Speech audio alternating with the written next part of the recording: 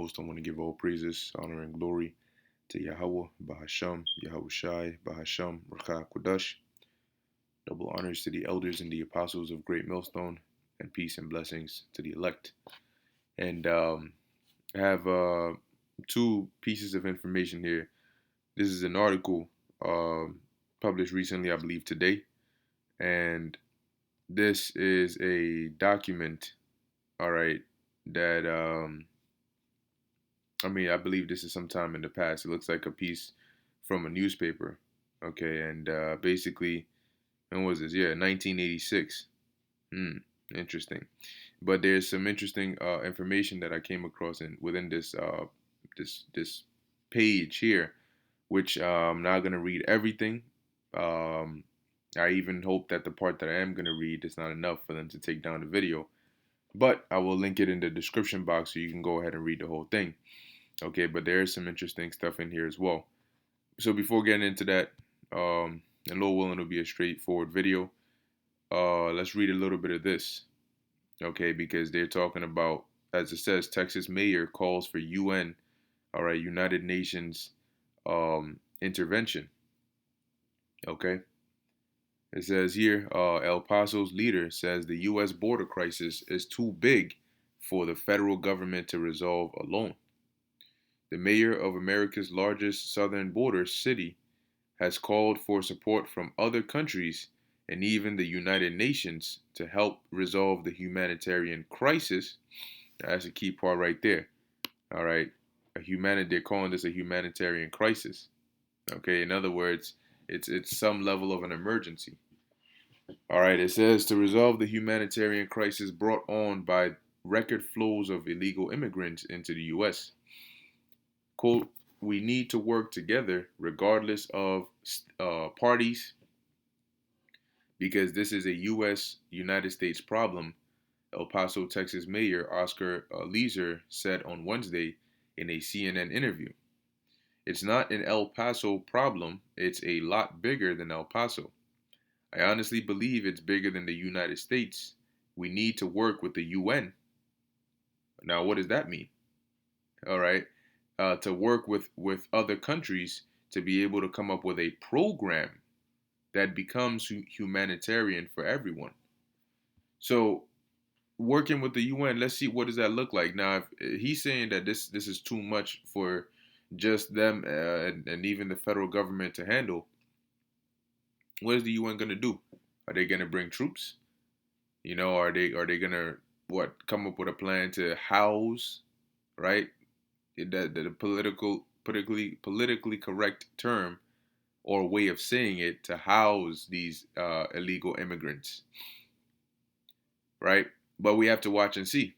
Okay, is this enough for them to bring in them UN troops? Which more than likely they're already in here. So is it enough for them to bring them out, bring them into action? At some point, it's going to be. It says El Paso, which sits across the Rio Grande River from Juarez, Juarez, Mexico, in the southwestern corner of Texas, has become the epicenter of the U.S. border crisis in recent weeks. Thousands of migrants have crossed into the city from Mexico this month. Last week, a caravan of more than 1,000 migrants streamed into El Paso in just one night. Here, as you can see, it says the El Paso airport has turned a portion of the facility into a holding center for illegal immigrants.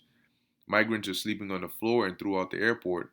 The city declared a state of emergency ahead of Title II expiring this week. Salakia, Title 42. Let's take a look at this.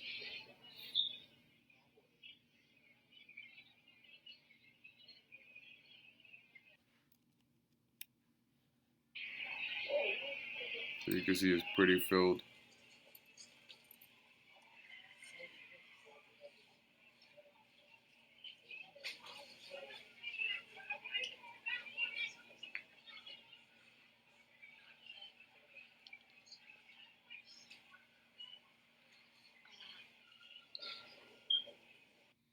And this is what they're telling us. All right, this is what they're showing us. So, let's see what happens. It says footage posted on social media by journalist Katie Daviscourt purports to show dozens of migrants sleeping on the floor at El Paso's airport with Red Cross blankets.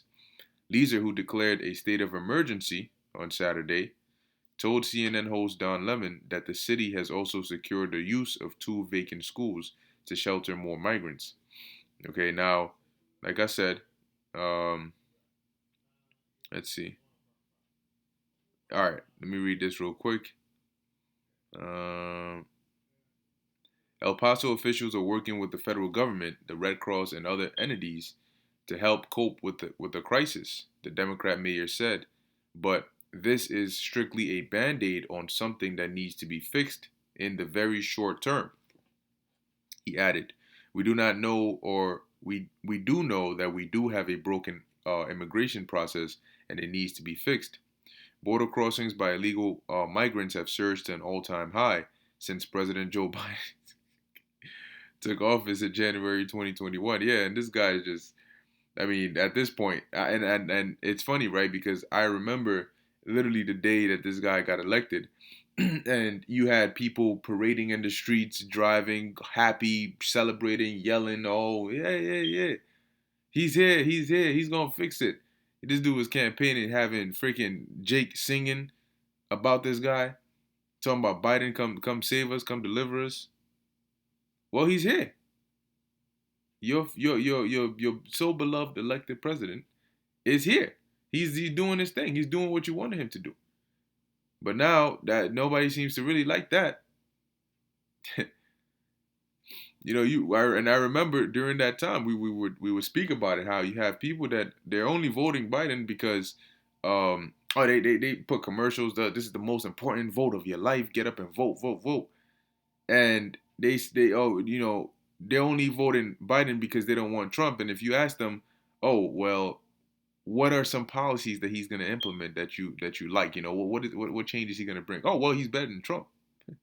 You know, so now he's here and he's doing what he's doing, and that's a-okay. All right, but it says here, took office in January 2021, totaling 2.76 million in the government's last fiscal year, which ended on September 30th. The Biden administration is anticipating an even larger flood when it ends Title 42, a policy imposed by former President Donald Trump that gave the government the power to automatically expel migrants on public health grounds. So if right now they're already complaining, like the was the governor in Texas, complaining about that, them not being able to handle the level of migrants that are coming in right now. What is going to happen when they actually end this Title 42? Right. So it says the Texas National Guard deployed troops to El Paso earlier this week and put up a razor wire barrier to block illegal border crossings. Leeser told CNN on Tuesday that the Texas governor's office assured him that the barrier was part of a 3-hour training mission, but the razor wire remained up. Now, when you come to this document here that I was referring to earlier, it says the plan to silence dissent. And I really would like to read, a good portion of it, but I'm not going to. I'm just going to jump to the important part here. Okay. Matter of fact, maybe I start here. It says this NSDD, which stands for where is it at? National Security Decision Directive. Okay, which Ronald Reagan signed. Right. It says this NS in 1984. Interesting. So this NSDD is similar in many ways to Project Garden Plot, former or PGP. Let me be careful. Former President Nixon's unimplemented contingency plan designed to round up and detain thousands of U.S. citizens opposed to the Vietnam War. Now, this is interesting, right? Because, yeah, that was back then dealing with the Vietnam War, but if they were willing to round up U.S. citizens who were opposed to that, that's at the core of it. The concept is for them being against or opposed to a plan that the government wanted to implement, for that they would be rounded up. Okay, so maybe in this time it may not be the Vietnam War, but who's to say that something else wouldn't come in place where they could implement something similar to this, right? It says two of PGP's most enthusiastic supporters were Ronald Reagan, the then governor of California, and his special assistant Edwin Meese, now U.S. Attorney General. All right, and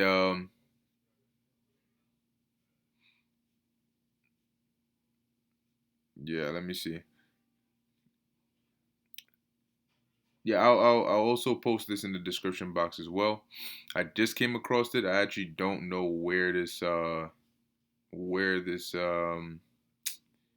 what's it called? Well, I guess the information is here. So yeah, you can look for more information on this. You can probably type in some of this information here, and then see what comes up. But in any case, the point I wanted to emphasize in this document was this right here, which is coming down here, right? It says, in a state of domestic national emergency, FEMA's role would be crucial in silencing dissent to the administration's Central America policy, all right, or the CAP. According to Sheehan, FEMA, with the assistance of all state National Guard units, would, under the proposed plan, be authorized to summarily arrest, detain, and imprison undocumented Central American immigrants. Okay? Read that again.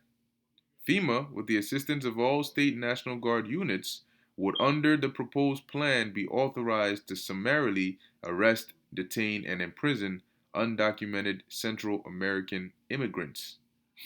Okay, so that makes this, and this was what, 1986?